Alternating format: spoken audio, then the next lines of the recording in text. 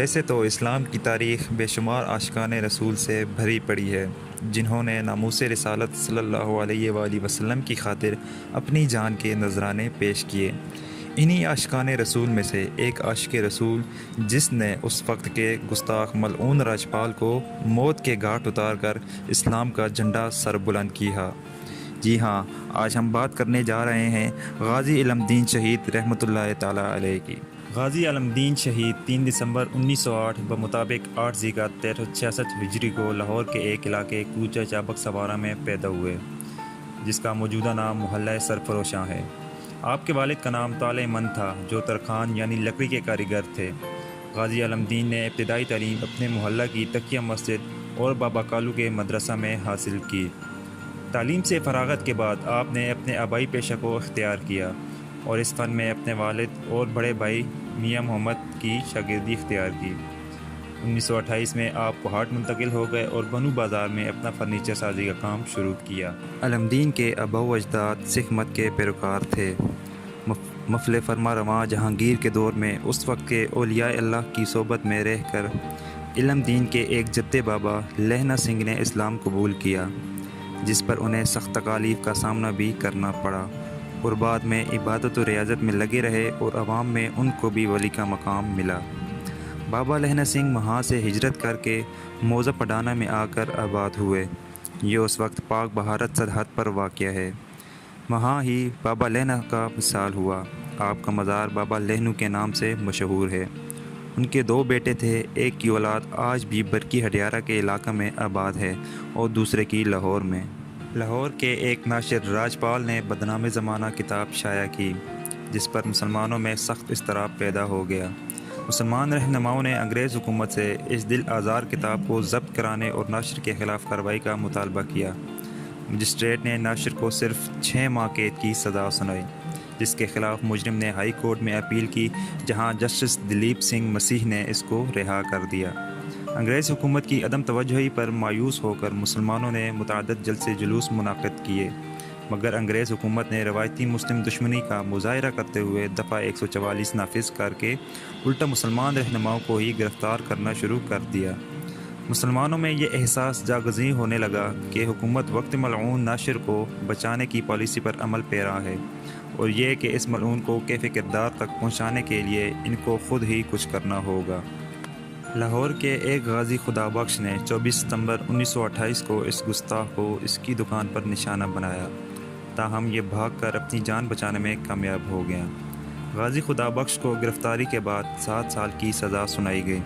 افغانستان کے ایک غازی عبدالعزیز نے لاہور آ کر اس شاتم رسول کی دکان کا رخ کیا، مگر یہ بدبخت دکان میں موجود نہیں تھا۔ اس کی جگہ اس کا دوست سوامی ستیانند موجود تھا۔ غازی عبدالعزیز نے غلط فہمی میں اس کو راجپال سمجھ کر اس پر حملہ کر کے ایک ہی بار میں اس کا کام تمام کر دیا۔ غازی عبدالعزیز کو حکومت وقت نے 14 سال کی سزا سنائی۔ راجپال ان حملوں کے بعد نہایت خوفزدہ رہنے لگا۔ حکومت نے اس کی پشپناہی کرتے ہوئے 2 ہندو سپاہیوں اور ایک سکھ حوالدار کو اس کی حفاظت پر متعین کر دیا۔ راجپال کچھ عرصے کے لیے لاہور چھوڑ کر کاشی، ہردوا اور متحرہ چلا گیا، مگر چند ماہ بعد ہی واپس آ گیا اور دوبارہ اپنا کاروبار شروع کر دیا۔ غازی علم دین کی غیرت ایمانی نے یہ گوارا نہ کیا کہ یہ ملعون اتنی آسانی سے بچ نکلے۔ آپ نے اس کو انجام تک پہنچانے کا فیصلہ کر لیا۔ آپ نے 29 اپریل 1929 کو راجپال کی دکان کا رخ کیا۔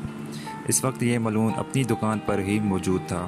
آپ نے اس کو للکارتے ہوئے کہا، اپنے جرم کی معافی مانگ لو اور اس دل آزار کتاب کو طلب کر دو، اور آئندہ کے لیے ان حرکات سے باز رہو۔ راجپال نے غازی علم دین کی باتوں کو نظر انداز کر دیا۔ اس پر آپ نے ایک ہی بھرپور وار میں اس بدبخت کا کام تمام کر دیا۔ اس کی دکان کے ایک ملازم نے قریبی تھانے انارکلی کو خبر دی، جس پر پولیس نے آپ کو گرفتار کر لیا۔ آپ اس واقعہ کے بعد نہ صرف مکمل پرسکون رہے، بلکہ آپ نے فرار ہونے کی بھی کوئی کوشش نہیں کی۔ آپ نے اس کارروائی کا اعتراف کیا اور گرفتاری پیش کر دی۔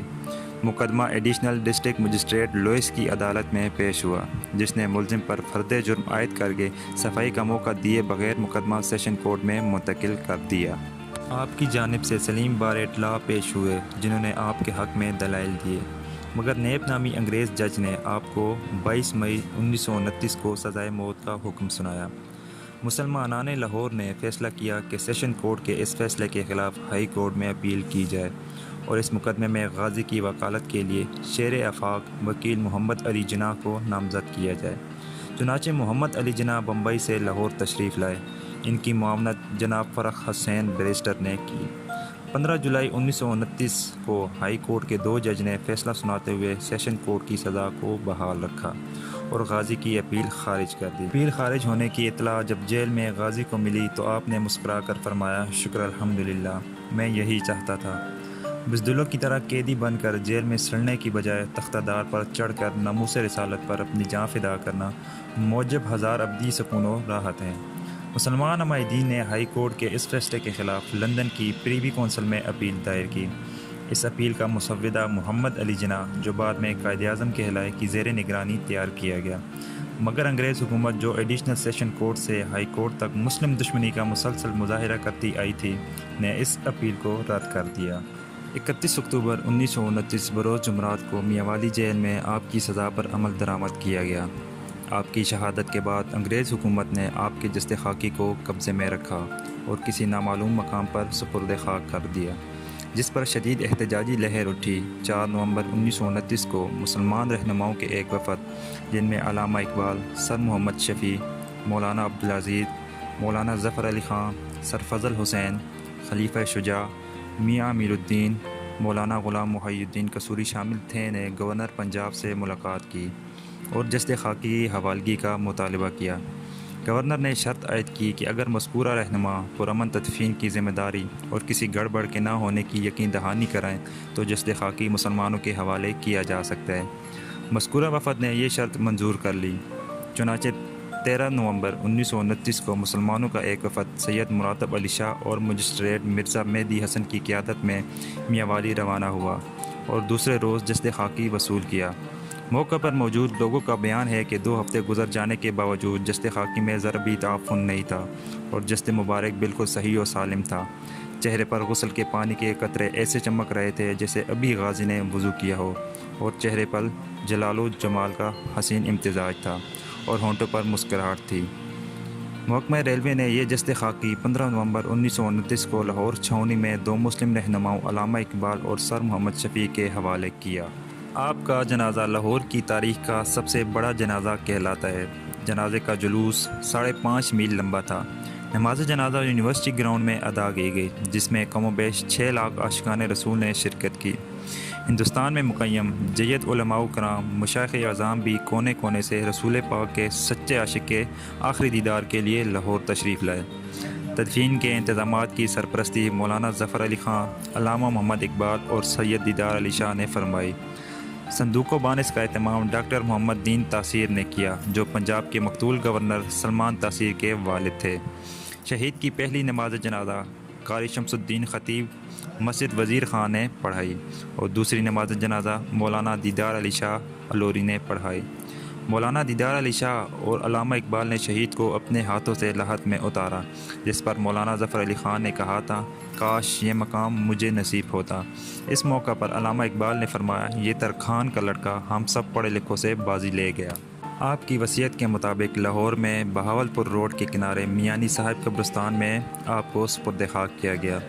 لوگوں نے عقیدت میں اتنے پھول نچھاور کیے کہ آپ کی میت ان میں چھپ گئی۔ مزار کے 4 اطراف برآمدہ ہے۔ مزار بغیر چھت کے ہے۔ مزار کے مشرق میں غازی کے والد محترم اور والدہ محترمہ کی بھی آخری آرام گاہیں موجود ہیں۔